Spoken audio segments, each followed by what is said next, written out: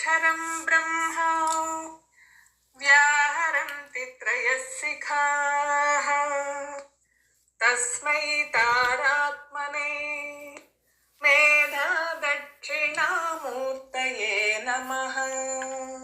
नत्वायं मुनयः सर्वे परं यान्ति दुरासदं नकाररूपिणे मेधादक्षिणामूर्तये नमः। मोहजालविनिर्मुक्तो ब्रह्मविद्याति यत्पदम् मोकाररूपिणे मेधादक्षिणामूर्तये नमः। भवमाश्रित्य यं विद्वान् न भवो ह्यभवत्परः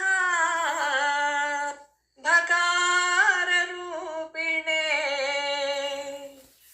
मेधादक्षिणामूर्तये नमः।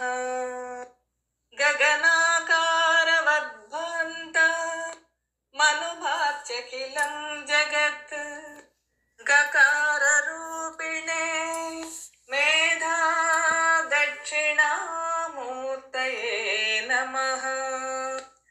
वटमूलनिवासाय लोकानां प्रभुरव्ययः वकाररूपिणे मेधादक्षिणामूर्तये नमः। तेजोभिर्यस्य सूर्यो सौकालक्लुप्तिकरो भवेत् त्येकाररूपिणे मेधा दक्षिणामूर्तये नमः। दक्षत्रिपुरसंहारे यः कालविषभञ्जने दकार